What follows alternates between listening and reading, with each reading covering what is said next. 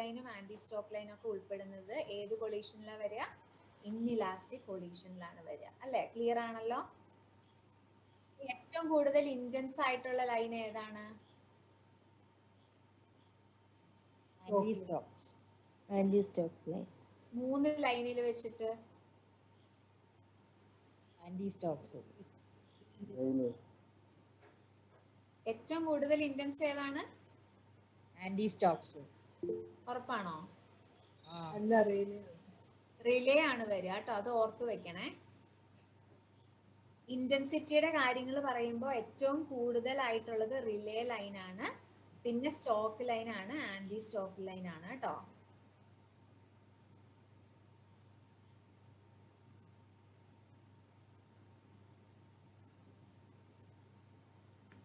Okay, അപ്പൊ അങ്ങനത്തെ കാര്യങ്ങളൊക്കെ ആ ഒരു ഈ പറയുന്ന ഏരിയയിൽ നിന്ന് നിങ്ങളൊന്ന് ഓർത്ത് വെക്കുക. ഇമ്പോർട്ടൻ്റ് ആണ് രാമൻ സ്പെക്ട്രോസ്കോപ്പി കേട്ടോ. അപ്പൊ അതെന്തായാലും ഒരു ക്വസ്റ്റ്യൻ നമുക്ക് അതിൽ നിന്ന് എക്സ്പെക്ട് ചെയ്യാം. ഓക്കെ, ഇനി നമുക്കുള്ളത് കണ്ടൻസ്ഡ് മാറ്റർ ഫിസിക്സ് ആണ്. അതിൽ നമുക്ക് ഒത്തിരി കാര്യങ്ങളൊന്നും ഡിസ്കസ് ചെയ്ത് പോകേണ്ട കാര്യമില്ല അല്ലെ? കണ്ടൻസ്ഡ് സ്ക്രീൻ കാണുന്നില്ല, ഇപ്പം സ്റ്റക്ക് ആയിരിക്കുവാണേ. ഒരു സെക്കൻഡ് ശരിയാക്കാവേ.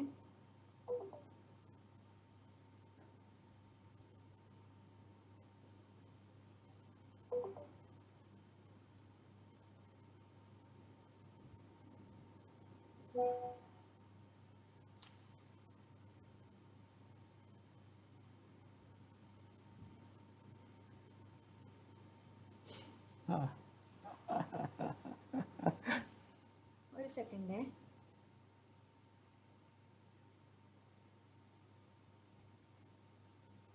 ഓക്കെ, സ്ക്രീൻ കാണുന്നില്ല എന്നാ? ഇപ്പൊ കാണുന്നുണ്ടോ? സ്റ്റക്ക് ആയിട്ടിരിക്കുക. ഡിവൈസ് കൺട്രോൾ LED എന്നൊക്കെ പറഞ്ഞിട്ട്.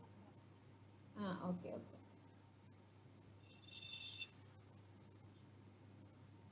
ഓക്കെ, അപ്പം ഇനി കണ്ടൻസ്ഡ് മാറ്ററിലേക്ക് വരുമ്പോൾ നമുക്ക് പ്രത്യേകിച്ച് എന്താണ് നിങ്ങൾക്ക് അറിയാം അല്ലെ?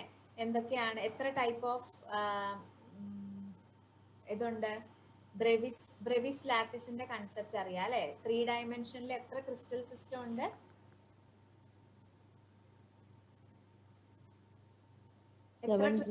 7 ക്രിസ്റ്റൽ സിസ്റ്റം ഉണ്ട്, 14 ബ്രേവിസ് ലാറ്റിസും ഉണ്ട്. പിന്നെ നമുക്ക് ആ കാര്യം നിങ്ങൾക്ക് അറിയാലോ, ഓരോന്നിന്റെയും സൈഡിന്റെ ലെങ്ത്തും ആംഗിളിന്റെ ലെങ്ത്തും വെച്ചിട്ടുള്ളത് അറിയണം. അതിനൊരു കോഡൊക്കെ ഉണ്ട് അല്ലെ? കുട്ടോ റൈറ്റ് ഹാൻഡ് മതി ട്രിക്ക് കാണിക്കാൻ. അങ്ങനെ നിങ്ങൾ എന്താണോ രീതിയിൽ പഠിച്ചിരിക്കുന്നത് ഞാൻ സ്ലൈഡ് കാണിക്കുന്നില്ല കേട്ടോ. ഇപ്പൊ ജസ്റ്റ് ഇമ്പോർട്ടൻ്റ് ആയിട്ടുള്ള കാര്യങ്ങൾ പറഞ്ഞു പോവാം.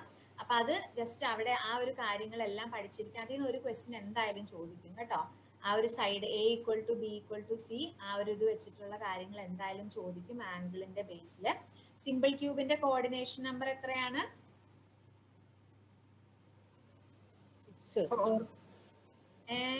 ആരാ 4 എന്നൊക്കെ പറയുന്നത്? മാറിപ്പോവരുത്. 4 ഒക്കെ ആദ്യത്തെ ഓപ്ഷനിൽ കിടക്കുന്നുണ്ടാവും കേട്ടോ. അപ്പൊ BCC ആണെങ്കിലോ?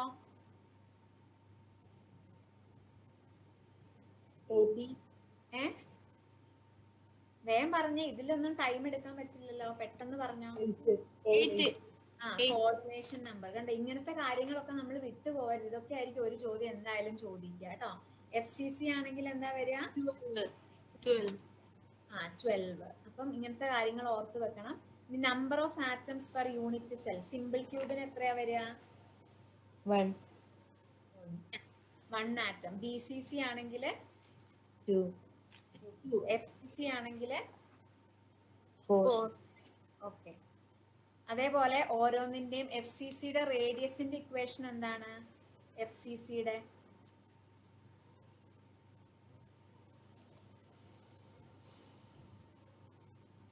R is equal to 1 by 0 to A. R is equal to A by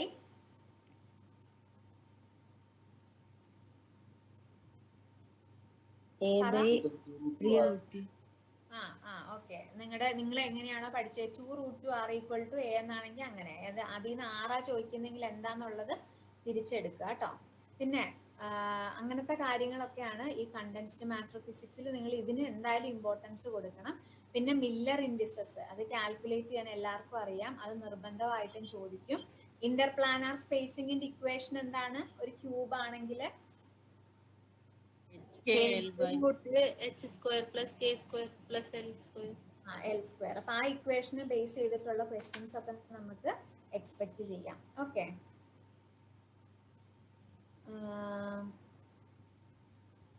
okay. അപ്പൊ അതൊക്കെയാണ് അവിടെ. ഇക്വേഷൻ ഒന്ന് പറഞ്ഞുതരോ എല്ലാത്തിന്റെയും? ഏതിന്റെയാ? റേഡിയസ് കാണാൻ സിമ്പിൾ ക്യൂബിക്കും BCC FCCയുടെയും. ഓക്കെ, ഒരു സെക്കൻഡ്.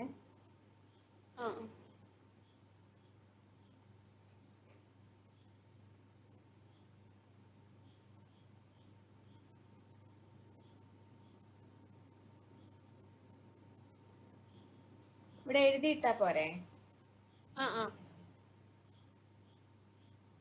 ഓക്കെ, അപ്പൊ റേഡിയസ് കാണാനുള്ള ഇക്വേഷനാണ് ഞാൻ എഴുതുന്നത് കേട്ടോ. റേഡിയസ് കാണാൻ സിമ്പിൾ ക്യൂബ് ആണെങ്കിൽ a/2 ചെയ്താൽ മതി. BCC ആണെങ്കിൽ √3 a/4. FCC ആണെങ്കിൽ a/2 √2.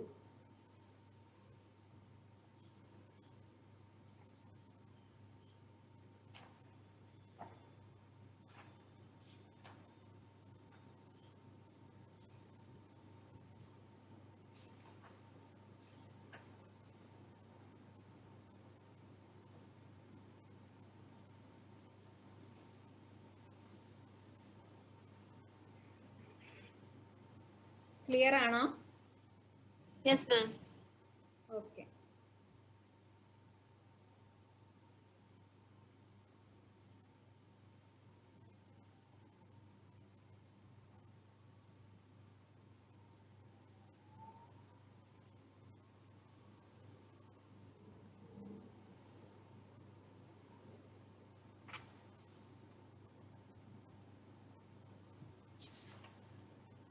ഒരു സെക്കൻഡ്.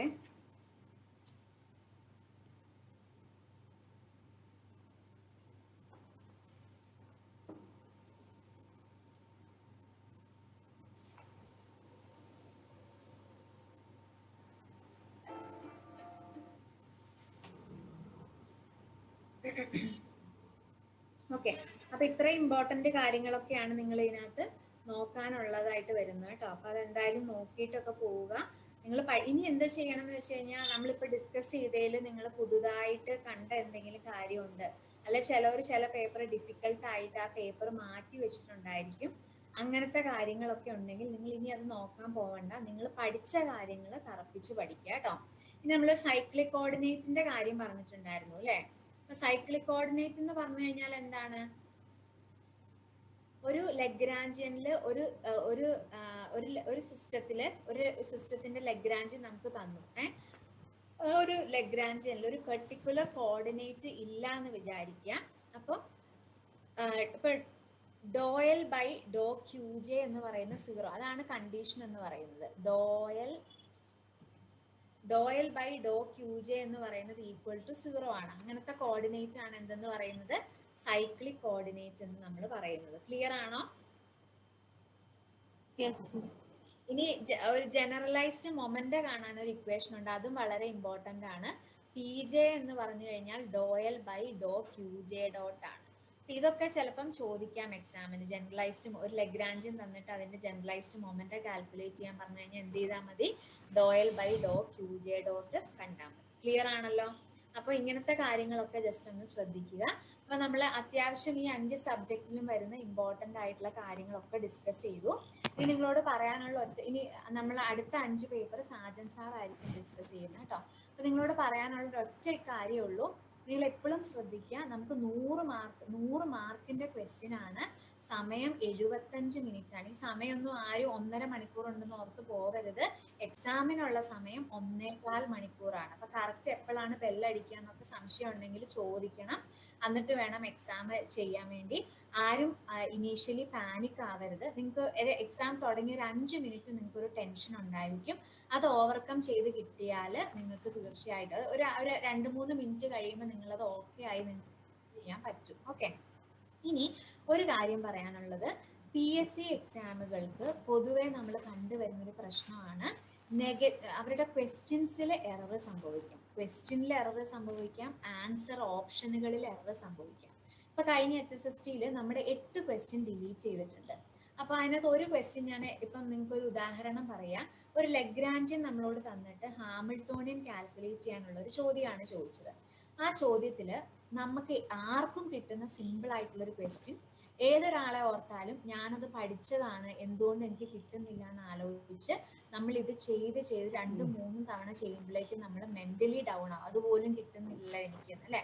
പക്ഷെ പ്രശ്നം എന്തായിരുന്നു, ആൻസർ കീ വന്നു കഴിഞ്ഞപ്പോൾ ആ ക്വസ്റ്റ്യൻ ഡിലീറ്റഡ് ആയി. ആ ക്വസ്റ്റ്യന്റെ ഓപ്ഷൻ കറക്റ്റ് ആയിട്ടുള്ള ആൻസർ ഓപ്ഷൻ 4 ഓപ്ഷനിലും ഇല്ലായിരുന്നു, ഓപ്ഷനിൽ മിസ്റ്റേക്ക് ഉണ്ട്. പക്ഷെ കുട്ടികൾ എന്താ ചെയ്യുക, ഈ ക്വസ്റ്റ്യൻ റിപ്പീറ്റഡ് ആയിട്ട് ചെയ്ത് സമയം ഡ്രെയിൻ ഔട്ട് ആയി പോകും, നമ്മളത് അറിയില്ല. അപ്പൊ നമ്മുടെ മനസ്സിൽ ആ ഒരു ചോദ്യം ഞാൻ പഠിച്ചതാണ്, എനിക്ക് കിട്ടണം എന്നുള്ള ഒരു ധൃതിയിൽ നമ്മൾ എന്ത് ചെയ്യും, അതിനു വേണ്ടി ടൈം ഇൻവെസ്റ്റ് ചെയ്യും. അപ്പൊ എപ്പോഴും ചെയ്യേണ്ട കാര്യം ഇത്രയേ ഉള്ളൂ, പെട്ടെന്ന് ഒറ്റ നോട്ടത്തിൽ കിട്ടുന്ന ചോദ്യങ്ങൾ ചെയ്യാം. ഒരു വട്ടം ചെയ്തു എറർ സംഭവിച്ചെങ്കിൽ ആൻസർ കിട്ടുന്നില്ല, റൗണ്ട് ചെയ്ത് വെക്കുക, അടുത്ത ക്വസ്റ്റ്യനിലേക്ക് പോവുക. ഒറ്റ ക്വസ്റ്റ്യനിൽ ഒരിക്കലും സ്റ്റക്ക് ആവരുത്. കാരണം ഒറ്റ നോട്ടത്തിൽ 5 ചോദ്യം ചിലപ്പോൾ നിങ്ങൾക്ക് അപ്പുറത്ത് ചെയ്യാൻ പറ്റും. അതിന് പകരം നിങ്ങൾ ഒരു ചോദ്യത്തിന് വേണ്ടിയിട്ട് 5-10 മിനിറ്റ് കളയരുത്. കാരണം 75 മിനിറ്റിൽ 5 മിനിറ്റ് പോവാന്ന് പറഞ്ഞു കഴിഞ്ഞാൽ നമ്മുടെ ഒരു നല്ല ടൈം പോയി അല്ലെ. അപ്പൊ ഇങ്ങനത്തെ കാര്യങ്ങളൊക്കെ നിങ്ങൾ എപ്പോഴും PSC എക്സാമിൽ ഇതൊരു പോസിബിലിറ്റി ആയിട്ട് നിങ്ങൾ കരുതണം. ക്ലിയർ ആണോ? ഒരു ഏറ്റവും ആ ഹാളിൽ ചെല്ലുമ്പോൾ ഉള്ള നമ്മുടെ മനസ്സിന്റെ ഒരു പ്രസൻസ് ഓഫ് മൈൻഡ് ആണ് നമ്മുടെ റാങ്ക് തീരുമാനിക്കുന്നത്. നമ്മൾ ഇത്രയും കാലം പഠിച്ച് നന്നായിട്ട് വർക്ക് ചെയ്തവർക്ക് പോലും ചിലപ്പോൾ PSC ആ ഹാളിൽ ചെന്ന് കഴിയുമ്പോൾ ഒരു തരം ഒരു നമ്മൾ കണ്ണീന്ന് കിളി പാറിന്നൊക്കെ പറയുന്ന പോലെ ഓരോ ഫീലിങ്സ് ഉണ്ടായിരിക്കും. ആ ഒരു 75 മിനിറ്റിന് നമ്മൾ എത്ര ബോൾഡ് ആയിട്ട് ഫേസ് ചെയ്യുന്നു എന്നുള്ളതാണ് നിങ്ങളുടെ റാങ്ക് ഡിറ്റർമൈൻ ചെയ്യുന്നത്. നമ്മുടെ ഒത്തിരി കാലത്തെ ഇഫേർട്ടിനേക്കാളും ഒക്കെ ആ 1.25 മണിക്കൂർ അതെങ്ങനെയാണ് നമുക്ക് അതിന് മാനേജ് ചെയ്ത് എടുക്കാൻ പറ്റുക? നമ്മൾ കൃത്യമായിട്ട് മോക്ക് ടെസ്റ്റുകൾ, എക്സാമുകളൊക്കെ അറ്റൻഡ് ചെയ്തിട്ടുണ്ടെങ്കിൽ ആ ടൈം നമുക്ക് മാനേജ് ചെയ്യാം. അതല്ല നമ്മളിങ്ങനെ കുറെ തിയറി മാത്രം പഠിച്ചുകൊണ്ടിരുന്ന് പെട്ടെന്ന് പോയി ഒരു 75-100 ചോദ്യം കാണുമ്പോൾ നമുക്ക് ഒരു പക്ഷെ മാനേജ് ചെയ്യാൻ പറ്റില്ല. ഇനിയിപ്പോൾ എന്തായാലും ടൈം ഇത്രയായി, നമുക്ക് ചെയ്യാൻ പറ്റുന്നതിൻ്റെ ഒക്കെ നിങ്ങൾ ചെയ്തു എന്ന് വിശ്വസിക്കുക. നന്നായിട്ട് ഇനി പഠിച്ച കാര്യങ്ങൾ മാത്രം, ഒന്നും പുതിയത് പഠിക്കാൻ പോകരുത്. പിന്നെ ഇപ്പൊ നമ്മൾ ഡിസ്കസ് ചെയ്തതിൽ നിങ്ങൾ എന്തെങ്കിലുമൊക്കെ വിട്ടുപോയിട്ടുണ്ട് എന്നുണ്ടെങ്കിൽ അത് മാത്രമൊക്കെ ഒന്ന് പഠിച്ച് ക്ലിയർ ആയിട്ട് പഠിച്ച് ഇക്വേഷനുകളൊക്കെ എഴുതി നോക്കി ഒക്കെ നന്നായിട്ട് 2 ദിവസം ഒന്നും പുതിയത് പഠിക്കേണ്ട, പുതിയ MCQ ക്വസ്റ്റ്യൻസ് ഒന്നും പ്രാക്ടീസ് ചെയ്യേണ്ട, പഠിച്ച കാര്യങ്ങൾ തന്നെ നോക്കുക. ക്ലിയർ ആണല്ലോ? ഓക്കെ, അപ്പൊ ഞാൻ സാജൻ സാറിനെ ഇൻവൈറ്റ് ചെയ്യാണ് കേട്ടോ. ഹലോ കേക്കത്തില്ലേ? കേക്കാം. ഒരു മിനിറ്റ്, ഞാൻ സ്ക്രീൻ ഷെയർ ചെയ്യാം. ഓക്കെ, ഇനി നമുക്ക് അടുത്ത ഒരു 5 പേപ്പർ സാറായിരിക്കും ഡിസ്കസ് ചെയ്യുന്നത് കേട്ടോ.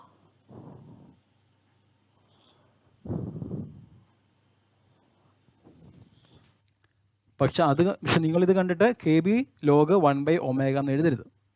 ഓക്കെ, പിന്നെ വളരെ ഇമ്പോർട്ടൻ്റ് ആയിട്ടുള്ള നമുക്ക് ഷുവറായിട്ട് എക്സ്പെക്ട് ചെയ്യുന്ന ഒരു ഏരിയ ആയിരുന്നു thermodynamics of ideal Bose gas and Fermi gas എന്ന് പറയുന്നത്. അപ്പോൾ ഐഡിയൽ ബോസ് ഗ്യാസിനകത്തും ഫെർമി ഗ്യാസിന് നമ്മൾ റിലേഷൻ പഠിക്കുന്നുണ്ട്, റിലേഷൻ.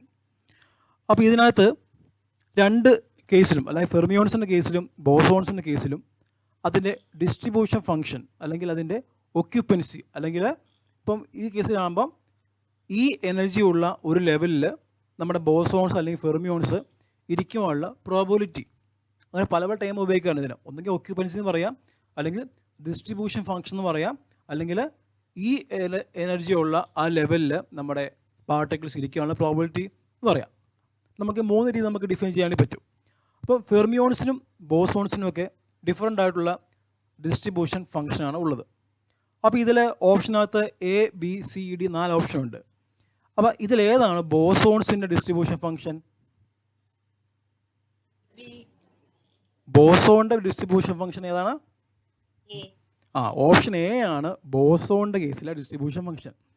ഇതെന്ന് പറയുന്നത് ബോസോൺസ്, ഇത് നമ്മുടെ ഫെർമിയോൺസിനും.